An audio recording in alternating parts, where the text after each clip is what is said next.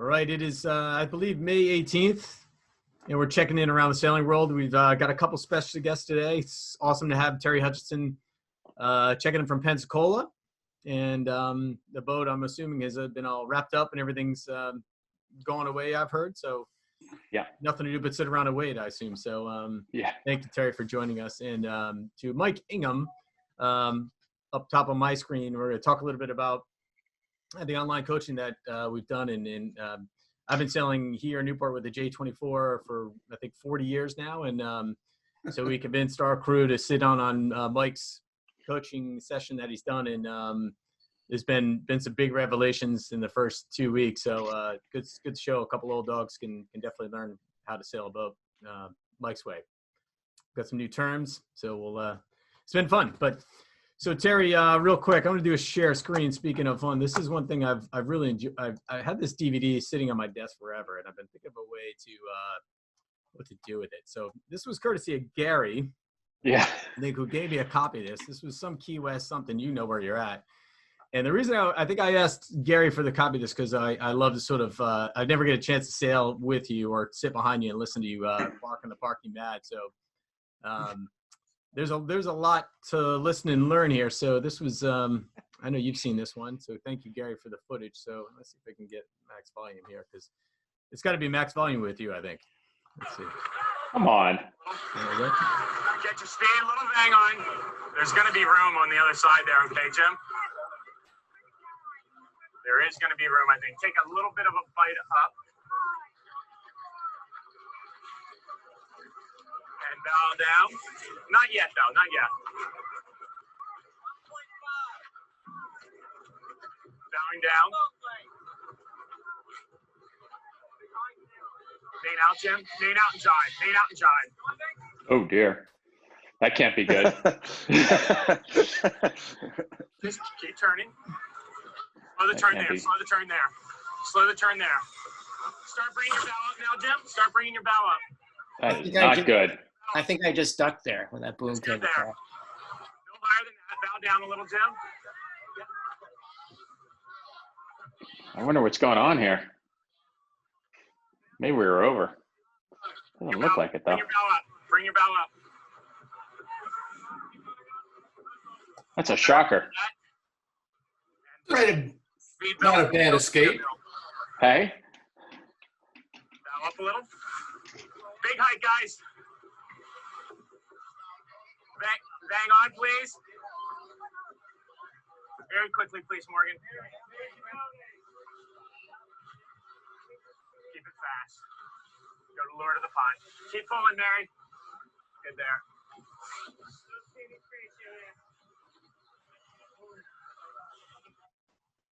All right, there's a lot there. It goes on for hours and hours, and Yeah.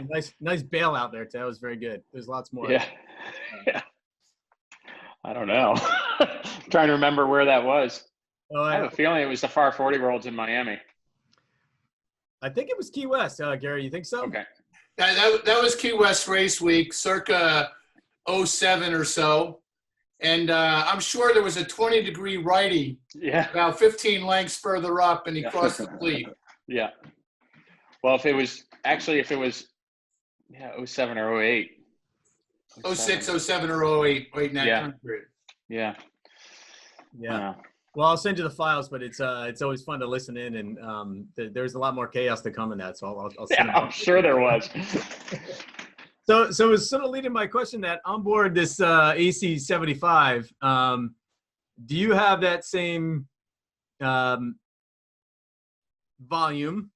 No. Or the ability to talk? So how has it changed of how you used to sail with these boats to how you have to now keep the comms at a minimum? Yeah, I mean the communication on the 75. Granted, we haven't really done any racing, and so the obstacles that we've been dodging have in general been the Pensacola Navy and the local fleet that the AC75 can sail up to and pass, and generally gets you a lot of really good looks as you're sailing by a family in a 25-foot Boston whaler or some type of boat that you go hauling the mail by them. And I think when we do start racing, we're pretty fortunate because we have on the comms, we have Paul Goodison and Dean and Andrew Campbell. And Andrew and I cover the starboard side and the port side of the boat, respectively. And then Dean and Goody really talk about the moding of the boat and what you quickly pick up is probably the most prevalent voice is Goody's, because he controls a lot of the trim functions on the boat. So he's using a lot of the oil, and you get a fair amount of encouragement from him at certain times, when the boat bears away around the top mark and the traveler, the sheet gets eased and you have to do a big catch. When you sail through that power zone, you don't want the boat to roll into windward. And so he has a big actuation there in hydraulic oil. And you hear Paul a lot. Dean's pretty quiet. He doesn't say a lot yet. We haven't raced yet. So you do know once you get into that environment, the comms will have to be pretty succinct and not long-winded, because the boat is going so fast and things are happening so fast that it needs to be 1 or 2 word conversations. And you're less kind of looking throughout the boat, telling people to pull things a little harder or maybe a little deeper? No. My job is to shut up and grind. And then I have a tactical race display that will basically present the strategy of the race course, with the boundaries and with times to lay lines and such. But it's it's probably still to be determined whether or not the job's an absolute necessity. And at the same time, my role is to present that information and allow Dean and Paul to make the tactical decision. But the things that is the boats are a slave to pressure. So if you can sail in a knot and a half more wind speed, it's worth doing potentially the extra maneuver to do that. And then again, with the boundary racing, I know there's a lot to learn, but you'll very much be looking for opportunities to either hit the guy and tack on them and affect their air, or not tack on them and do one less maneuver into a top mark, because there's a big gain to be saved. By saving that extra maneuver, you'll gain 5 or 6 boat lengths. So those will be the tactical decisions. Now, Ed, you've sailed with many races, many wows with Terry. Is it possible for him to keep the comms quiet? No, it's not. But it's most of the comms he has, and this is a really good thing. Most of the comms that Terry has are with himself. And yeah. I mean, really, he's talking through, he's angry if something doesn't go the way he wanted. He's happy if, he's saying what the options are in his head to get it right. And, a lot of that stuff comes out quietly. It comes out because he likes to just say it, and it helps him to get through. But it's not distracting in any way, because the important stuff, it comes out and is, like he says, succinct and you nail it and on you go, which is really helpful for a driver and for the whole team, really, because you can put your focus in on what you're hearing and know that it's not going to go on past your retention level. You got to be able to absorb the concept and get going from there, make the decision that's got to happen next. Any questions for him now that you've had some separation from him of lately, Ed? Hey, let's go. I mean, there's got to be a lot of fun things going on in the world of the Cup, but at the same time, we're all shut down. So yeah. I have actually 2 questions. The first one's, I hope, pretty simple. Is there some chance that the America's Cup is going to be pushed off to a later time? Yeah, I mean, that's a great question. I mean, unfortunately, it's not necessarily in our control. I would suspect that's firmly in the control. I mean, there's kind of 2 levels there. There's the New Zealand government that will have, I'm sure, the final say. And then there's the defender and the challenger of record, which, fall into a different category. New Zealand as a country obviously has been pretty heavily invested for the last 20 years in the America's Cup. And so I would suspect they have a vested interest into making it a safe event, but also an event that they can recoup some of their investment into the regatta. And depending on really how this all progresses, I think dictates on whether or not, they can recoup their investment in 21 or in 22. But it's not there is no right answer there. Yeah. It's a very cloudy situation. The one thing you would say is that New Zealand as a country has done, the Prime Minister's done a really good job of stamping it out. She went hard early and was aggressive, and her actions, I'm sure, were difficult to take, but they were on the right track. Well, so, and if I can ask my second question real quick, one of the big differences with this cup, especially with this shutdown of all of us around the world, is that you don't get to go out and play next to another boat ever. Yeah. And so, what's that like? I mean, this is the first time that effectively the racing is virtual reality. Yeah. It's excruciatingly painful because we all want to be on the water sailing. And we do have the opportunity to race in the simulator, but that's exactly that. You don't get the water on your face there. And so you can learn set patterns and certain things to do, but there's nothing replacing the time on the water. This is an interesting game, and I can look at our time ashore in a lot of ways. But at least for our team, it's a positive, because over this course of time, from April, May, and June, we were always going to have deadlines and decisions for Boat 2, be it certain componentry, just features of Boat 2 that we were going to have to decide upon. And in April, there was a regatta, and then in June, there was a regatta with decommissioning of a tent in early May, and then building up another one in late May in the UK. And so what this opportunity has presented us, the singular focus into developing the foils that we're working on, and to developing certain features into Boat 2. And so it's really eliminating the time excuse for the designers.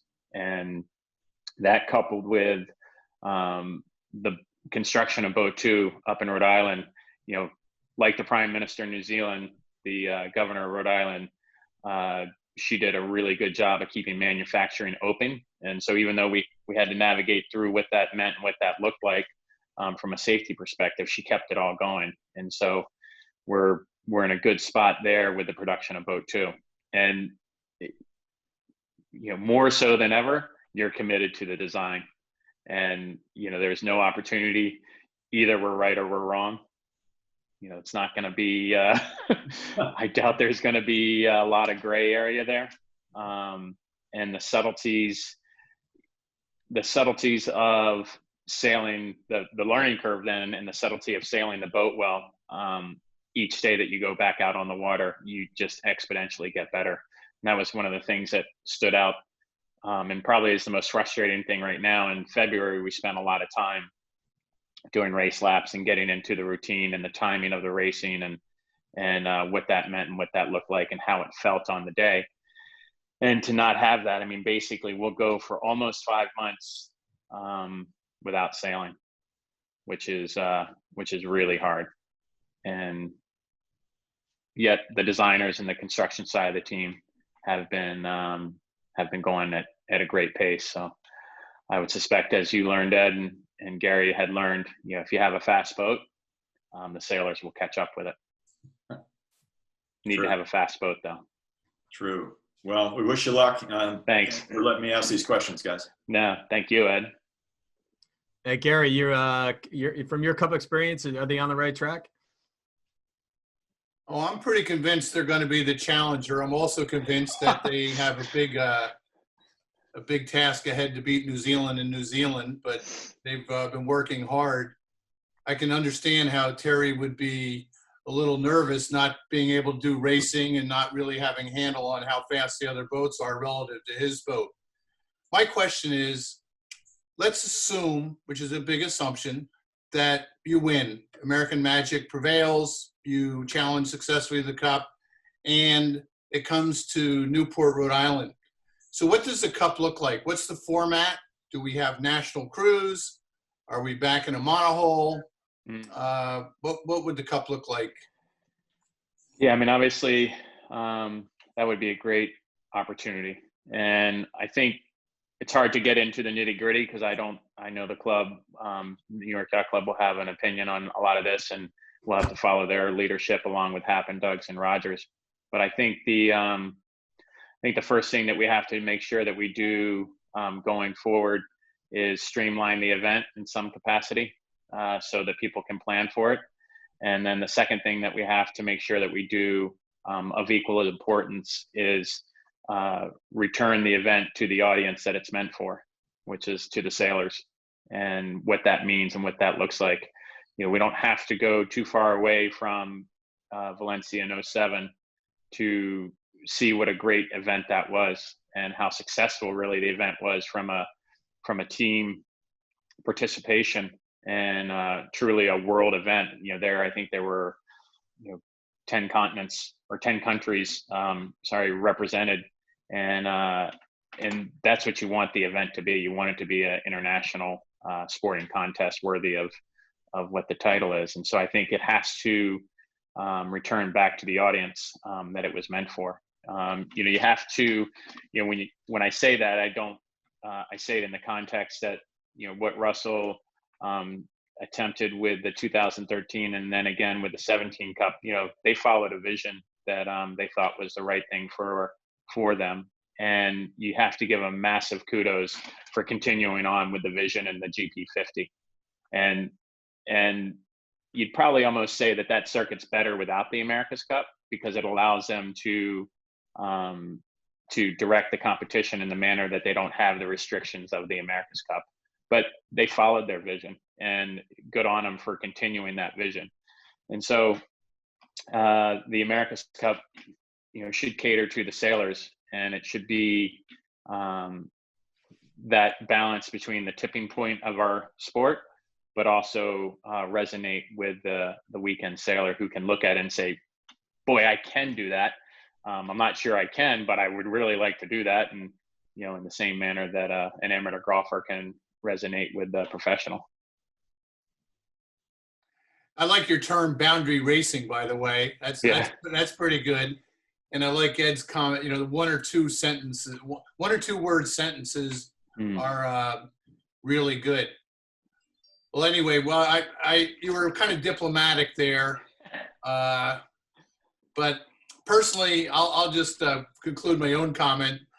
I'd like to see it in Newport, Rhode Island. I think some kind of big, fast monohull would be very exciting, and I would certainly feature all national crews. But that's my comment. So thank you, Terry. Thank you, Gary. All right, Steve. We talk about short comment. You're the teaching the high school kids. You're the king of sort of the short terms and stuff. What would you say to Terry? How does he keep the comms to a minimum? Oh, I don't know. I think Terry knows more than I do in that department. But it is nice to have, phrases or words that mean a whole meaning. Like I just heard on a U.S. sailing team call, like one of the coaches said he and his crew would say happy. And that meant we're on the long tack. We're aiming at the mark. We have a nice lane. I'm not going to tack anytime soon. Let's just go fast. And rather than saying all those things, they'd say happy, because they love Happy Gilmore was the reasoning, and the movie. And so I thought that was great. And I'm sure those guys do the same type of thing. Yeah. What kind of question do you have for Terry? Yeah, Terry, since you mentioned strategy and tactics, I've been coaching that lately, and I think a lot of kids are confused on like what is strategy versus tactics. Like, how do you balance it? And you mentioned you might be doing strategy while Goody does tactics. Like, yeah, how do you balance those two things? I'm sure you've thought about it a lot. Yeah, I mean, we have a lot of the discussion of when I say present the strategy from any point that we are in the race. All you would present is two tacks to the left gate, one tack to the right gate, and then let him focus on the micro. So one is big picture and one is little picture. And I look at the tactics really as the boat on boat positioning for either the breeze or against the competition. And then the strategy is, overall big picture. We like the right with a rating of a 3 versus the left, or courses open. And, when Ed and I raced together on the 52, we got a lot to where you know, you hear a little bit of the rating scale on a 1 to 5. You know, a 5 is must have this start and must do this, and a 1 is, you know, get a good start in the middle of the line because the course is open. And, you know, by talking in those terms, you don't have to give a real long-winded explanation to somebody like Ed as the helmsman. You just say, you know, right side with a rating of a 2, and that, yeah, you know, that's, or right side with a rating of a 4. You know, those changes the balance of the decision making in the pre-start. Right. That's great. That's brilliant. Thank you. We could probably do a whole seminar on that and the lingo that came out of the 52s, huh?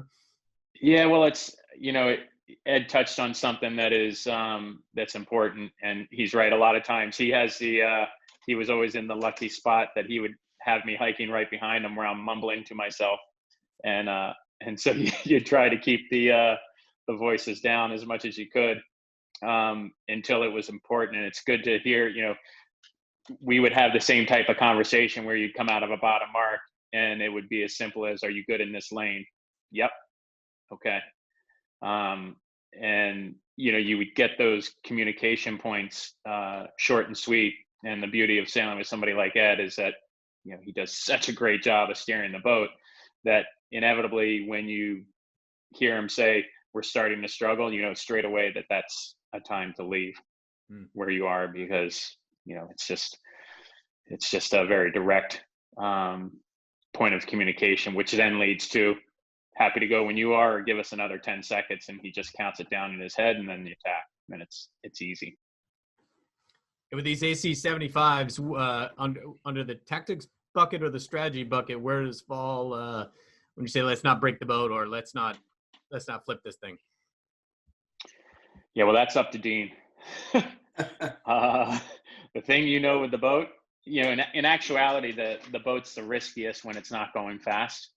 And so once you're up and going and you're ripping around, you're really your most vulnerable out of probably light air jibes, because it's when you have to turn the boat the most aggressively to get the hook up into the arrow. And so if you turn the boat aggressively and you come out of it and you get hit by you go into it in a 8.5 or 9 knot puff on the foil, you're still going 30 knots. And so if you come out of it thinking you're in 8 or 9 knots and you get hit by 11.5 knots, your risk of either spinning out or tipping over is pretty high. And so really in the maneuver side of it, Dean and Paul manage that as best as you possibly can. And the rest of us, you know, again, it's a little bit of just keep grinding and, you know, hang on. I can tell you the first time we bore away in 26 or, yeah, it was about 26 knots of breeze, you're definitely thinking about it, because the thing is, it's not, you know, a lot of boats will let go and you'll just start planing and unload. This thing, you kind of get to the point where you're running into the cavitation of the foils, and so the load goes the other way because the boat just physically won't go any faster. And you can certainly feel that on the boat. But those guys are, you know, having somebody like Goody in particular who has all the moth experience that he has, and then having Dean who kind of comes at it from a big picture, big boat, you know, knows how to manage the situation with as minimal risk as you can get away with. You know, having both those sides of it is pretty advantageous. You mentioned that it basically has a terminal velocity, which is really not that much different than a J24, right, Mike Ingham? So Mike, that's a different kind of terminal. Yeah, it's a setup. All right, Mike, what do you got? Yeah, as coming from a J24 person, what do you think he's learned from sailing decades in the boat to applying it to an AC75? I think that all the comms and process, sure, they get harder and more succinct because things happen faster, but it's really the same process, whether it be tactics or communication or anything else. You just, any boat you sail, from a sunfish to, you know, an AC boat, it's all the same process, but the details change. All right, got any questions for the big guy? No, it's sort of, I was thinking that yeah, I was thinking that, you know, you're talking about, you know, it's frustrating not being able to go against another boat, but the truth is nobody else can either. That's right. So how can you turn that into an advantage to you, right? Like everybody's got the same problem. It's not like somebody else gets to do something you don't. So what can you do that gives you an advantage in this situation? Yeah, that's a great point. That's a really good point. And it's something, it certainly doesn't fall on deaf ears, and it's something that we have talked about a lot. And probably to elaborate a little bit on the frustration is such that as a team, between our mule and our AC75 up until today, in the AC75, we'd led all the other teams on the water with sailing days. And Luna Rossa, I think, passes us today with their time on the water. But certainly with the mule, we have like 92 days in the mule of sailing. And so our anxiety comes from breaking the rhythm of the sailing and not continuing that development. So the development though in the simulator and the development in two boat mode is ongoing. In the simulator, it's interesting. The simulator basically is replacing the need for two boat development that we would have had in either the 12 meters or in the version 5 boats. And it's different in that you can change features on the day, and you can then develop the boat off of what you learn going around the track. And so from a development perspective, the simulator verifies what you're learning on the water, but also teaches you techniques to sail the boat when you get into full scale. And so in that regard, to your point, we do a lot of two boat racing, and we do a lot of simulation and development of the appendages in the simulation. Speaking of the mule, last time we were down there was in February. It was being packed up, and word was it was being sold. That somebody had actually bought it. Is that did you hold on to it a little bit longer, or what more can you tell us? Because I know Jonathan was looking for a boat to kind of tear up the Perf fleet up in Seattle. Yeah, well, it would be the right boat for it for sure. And we haven't sold it. We still have her. She's packed up and she's up in Bristol right now. Obviously, with the changing in the world environment, we've held on to things probably a little bit longer than we would have wanted to. And it's a unique boat for sure. Jonathan, it's right in your wheelhouse. I mean, it's an unbelievable.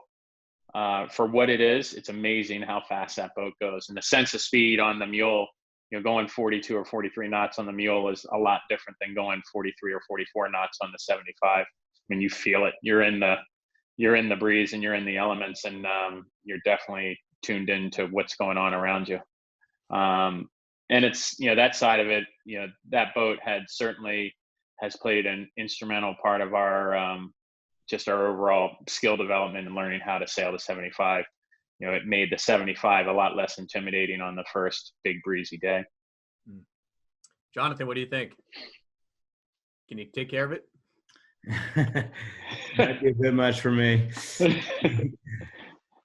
Hey, Terry, I'm interested in what you view as the trickle-down technology, and what features of these boats do you think 10 years or 20 years from now we might see on normal boats? I think I'm particularly interested in the rig, as I do see that development of rigs and sails is probably the next big step forward in our sport.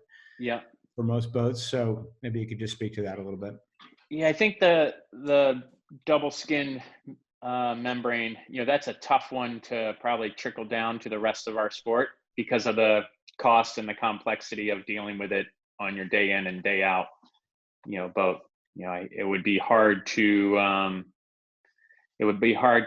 fathom why we would want to do that on a TP52 or a Catalina 34, just because of the complications of it, really. And but the systems inside the boat, the hydraulic systems, the instrumentation, there are a lot of things there that I believe will carry into other boats that we race, from the hydraulic pumps to how you control functions in that world through the PLC on the race boats. There's a lot of really good things that come out of that make it more reliable.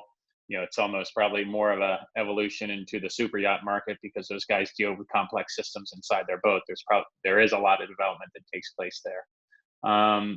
In mainsail world in particular, there's a good batten development that's taking place.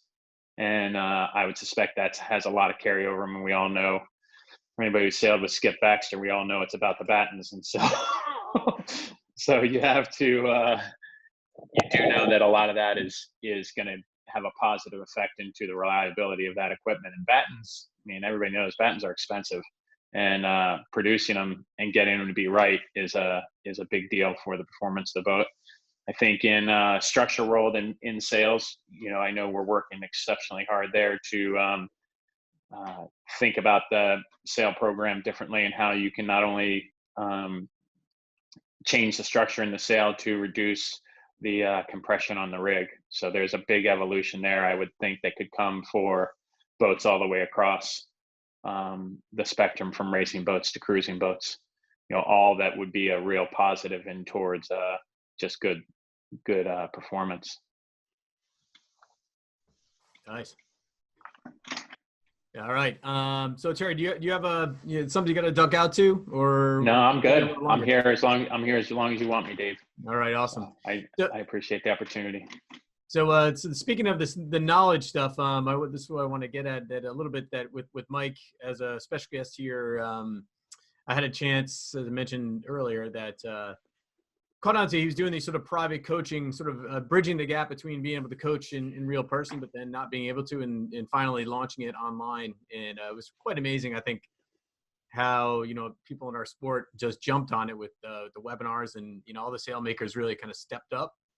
And there's no lack of learning content out there right now, which is really great. The frustration, I think, for most of the world is to being able to sort of take what you learn and go apply it right away. And that's been tough. But so I've sat in on Mike's session one night, and like I said, after decades of sailing J24, I learned 3 things immediately. I thought, boy, we better get our team signed up on this one. And so the Crack of Noon boys have been Monday nights. So we got our 3rd session tonight at 7 or 9, and Mike just rolls with this. So Mike, maybe quickly explain what your setup is and how you approach this online coaching thing. Well, I think it sort of grew organically. It started off with somebody I was supposed to coach, and we couldn't on the water. And they said, oh, let's just go online. And I said, I got a better idea. Let's get 4 teams together, split the costs, and turn this into a real coaching course. Because like you said, there's no shortage of these, 1-hour seminars that everybody's putting out, from all the sail makers to U.S. Sailing and everybody else. And I wanted to offer something a lot more than that. So it's the speed courses are class specific, and it's I have about 5 classes I figure I know enough about, and probably just as importantly, I have enough videos and photos and other information that I can actually put together 4 weeks of 2 hours a week. It's 8 hours of class, and the idea was to make it super comprehensive, start with some real fundamentals, luff curve, broad seam, all that stuff, how to tune a boat. And then by the end, you're into the real nuances. Here's what you do if it's blowing 30. Here's what you do if it's blowing 3.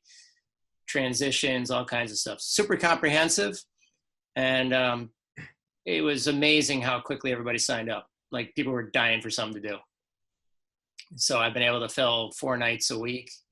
Totally full classes now. You're like a full-time professor. What layout you got in your office there? You've got I got a question. Can I ask a question? Yes, go. What are the 3 things you learned in the J24? So for me, well, we had never used a jib tack shackle, so that was new to us. The touch was new. That was a little tighter, and a little bit on the. What's the touch?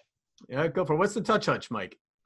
When you're setting your leads, that's your starting point. If you over trim the jib, it touches the spreader and the chain plate at the same time. So that's your perfect lead position. So it's kind of idiot proof. Yeah, we've always been a little more open and eased, and so so it'll be interesting to try. That's awesome. That was on lesson 1, so with lots more to come. So Mike, what's your layout there in your office? Well, you got a whiteboard. What are the tools you use? Yeah, so the tools are, we've been using a Zoom, and I actually have 2 cameras going, plus a host. So we have 3 machines going. I have somebody helping me out doing the host part. I think the whiteboard, I have a camera dedicated to the whiteboard. So you can switch between the 2. So you can go up there and draw things out and stuff like that. A lot of tools. We also use a virtual whiteboard for things that make more sense for that. I have a whiteboard with all kinds of boats and clouds and land and things like that. Use those more for the tactics course, which I haven't talked about yet. And then I think it's super important to have a really good host. So I always have somebody on board that's, the hardest thing is like when you're coaching real people, real life, you see if they're going like this, you're like, oh, they get it. If they're kind of like that, you're like, oh, better slow down. Looks like they got some questions. So you kind of call on somebody. And virtually, I don't, especially if I'm busy on the whiteboard, I don't see anything. So my host does that for me. And so not only are they monitoring for, some Zoom bombing or something like that, or enabling people to get in, or if somebody gets knocked out, helping them back in. And then also fielding potentially questions that some in the audience doesn't want to ask. They're free to go chat up the host. But most important role of the host is to watch all the audience, and you can see, if somebody's going to their cell phone, they're probably getting bored. You better move it along, right? If they're busy taking notes, you're doing great. If they're nodding, you're doing great. And if they kind of got that, the dog with the funny sound look, then, they'll stop me and they'll say, hey, she'll stop me and she'll say, hey, Erica does it for me. And she says, hey, I think we ought to slow down. Can you go over that section again? Even though nobody in the audience said it. Cool. That's a really interesting feature. The one final cool thing I thought is good what Mike does is you've got, or at least with our session, there's 4 other teams. And so one from Seattle, Chicago, San Diego, right, Mike, and us. And so it's sort of the happy hour from 9 o'clock till whenever people want to, check out and disappear. It's such a cool time to just randomly chat with people you've never met before. And the chit chat afterwards is cool. And that's kind of the social side of the sport that we're all sort of looking at not having, but at least it's kind of happening, a little bit there online. So it's pretty cool, Mike. Yeah, that was day one. We figured that out. We're like, we got to have a happy hour after, and everybody gets a beer or not, beer and guacamole is what I had last time. So it was pretty good. But it's fun because, maybe 2/3 of the teams stick on. All my courses were limited number of people. This isn't 100 people, however many you can get signed up. It's a very focused max of 4 teams, so you can actually interact with each of them. And then, but when you do the breakout, when you do the happy hour at the end, maybe 2/3 stay. And then after 20 minutes, there's kind of half left in a half hour. There's, a third left. And then there's the stragglers that they'll never leave, just kind of like at the bar, right? That's a happy hour. Like, I got to go. Nice. So thank you, Mike. Steve, you've been doing something different. What have you been up to? Well, I've been doing a little coaching, and we do Zoom briefings before and after, so we can be social distance when I see them in the parking lot with sibling teams in a 420, members of the same household. And then I've been doing webinars using PowerPoint and showing video, and similar to Mike, but it sounds like he's stepped up the game a little bit with multiple cameras and a host. It's great ideas. And as you said, there's people doing instruction all over the place. There's a ton of webinars now. So I've mainly been coaching kids and junior programs. And then Dave Perry and I are doing a master's coaching class for all of the high school coaches that the High School Sailing Association paid for. So we're coaching all the high school coaches across the country to up their game, which is really fun to work with Dave Perry. And I think a lot of people are getting a ton out of that. And it's going to help a bunch of kids have more fun going forward. So did you want to present a little bit of something or what? Okay. Yeah, I can. Yeah, just real quick. I know we're like to see what you're tight up to. on time, but yeah, I did a presentation for Oak Cliff, match racing moves in fleet racing. And can you guys see that screen? Yes. Yep. Yeah, there's a Sailing World. I stole this from a Sailing World article. This diagram, but so Oak Cliff is doing webinars on Saturdays, and I was just talking about match racing and fleet racing. It was great. Our first around the sailing world with you guys. Ed talked about his race in Cape Town in the 52s, and I was working on this presentation, and he said, you know, the wind was from 300. No one said it would do that. We thought it might go left because it had been going right and stopped. So we started left of the fleet. So I started this presentation by showing that video and said, look, here's this great match racer who tactically just thought, I'm going to do a left start on the fleet. You know, in match racing, you left start, wide right, split start. So he did that. I showed that video, and then downwind, you know, he showed that they weren't sure what to do, so they just covered the boat behind, ahead into leeward, and I showed that as well. So I said, look, here's this great sailor just match racing the fleet in a fleet race, and I talked about that. And then I'll just show this brief few slides here on just what I've been doing with the kids and some other people, just how to attack downwind. This is an example. I make the slides. You know, this boat's soaking low on the red boat, trying to get the position to jump. And then when they jibe, ideally they get on the other boat's breeze and they start to pass them. And then a tactical consideration here is, you know, us tacticians, we think, well, are we on ley line or not? You know, if we're on ley line, it's amazing. You know, you're coming into the gate ahead of the other boat, or maybe you're coming into the finish line. So if you're thinking of jumping someone, you're also thinking about where is the ley line. If you can jump them on ley line, it's great. But if not, you know, in match racing, they say the last jump wins. So let's say the boat ahead jibes before ley line. In this example, you jump them and you roll them. If they're good, they kind of just hang tough. They don't head up too much. They wait for the breeze behind. And then they know you have to jibe again, so they jump you next. And the last jump wins. So now they round ahead. And then the last point was just subtleties of jumping someone. The art of it, and I learned this from an Argentinian 470 sailor who did it to me training for the Olympics in Sydney. A subtlety to jumping someone. He jumped me, and then instead of just blasting forward, when my kite started to fall from the sky and get wobbly, he bore away extra and sailed along the path of my bad air and prolonged how long I had the bad air. It increased my pain level. And now I'm upset, you know, as it gets close, I head up to try to get him, but he knows I'm going to do that. So he headed up with pace and then can just soak far enough ahead into leeward of me.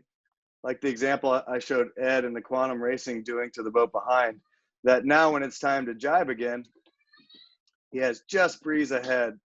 And then from there, he just matches. Nice. Yeah. So I'm doing things like this for kids and some other people, and they seem to enjoy it. I throw in a little video here and there. It's good times, as long as the video works. You know, there's various video that works and doesn't work, so you got to figure that one out. Yeah, gotcha. Okay. Is that applied? Does that jump, the last jump, still apply in AC75, Terry? I don't think Where's so. the first jump? It's probably the first jump. I'll just tell him I got to go. Generally speaking, once you roll the guy, the trailing boat's going to have to come and get out of your bad air. There you go. And inevitably will end up probably just either on your line or slightly to windward of your line. So it's a completely different mindset with the apparent wind. Very cool. Dave, I got to run. I got 5-year-old twins. My wife's leaving for work, so I'm going to peace out. But great seeing you, Terry, and everybody else. Good to see you too, Steve. Thanks, Take Steve. care. Yeah, cheers. See you, Steve. All right, Ed. So real quick, you've been doing some stuff with quantum as well. It's kind of similar, or what have you guys found has been working as far as the attendance and getting people to pay attention? Yeah, well, I mean, as Steve said, I think there's lots of people really looking to fill time in that, and especially think about the sport. And, it sort of shows a trend or an opportunity maybe that, for a lot of what people that race boats do is they go out and they race boats and they're in a hurry to do that. They're in a hurry to get home afterwards. They're in a hurry to get their boat set up. And they don't ever really take the time to reflect and think through some of these situations like what Steve was just showing there. And then, if you can present those And with the help of these great online tools and these great videos that people like Keith Brash get with the Quantum Group, you know, you can watch these situations unfold, and it's just amazing when you just talk through them, how many people you can see the light bulb. It just bing, just goes off, and they go, oh, okay, I see. And for the rest of their life, they've got it.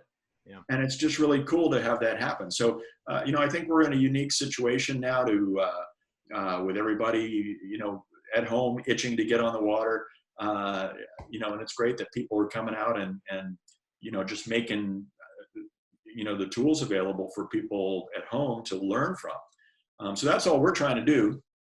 And I think one of the things that we've been asked a lot about on the Quantum team is, you know, all the things that happen on board, all the people talking, you know, when they, at the various times, and what the noises are, you know, and just if you have a chance to talk through that stuff, especially, and what we're trying to do right now is talk through the individual roles on board and what those people who often are never interviewed on the dock or thought of for magazines and stuff, you know, to what does the pitman do? What does the bow team do? What does the navigator, you know, what is he thinking about at all these times? And so I'm just trying to pull that out using a little bit of video, and it's interesting, you know, to hear that guys like Steve are taking some of it and stepping it into another arena, you know, to continue the teaching. That's great.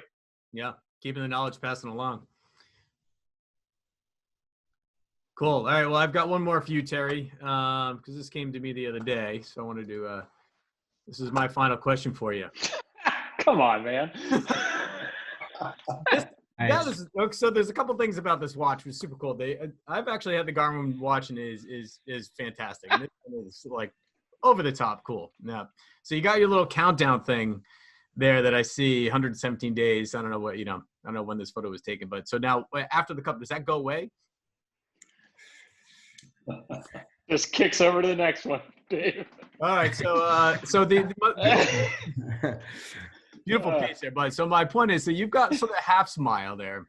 You definitely look badass, but who put you up to that? My request is that in all your team photos is the no cross arm mean look. You know, I want everybody smiling. Can you promise me that?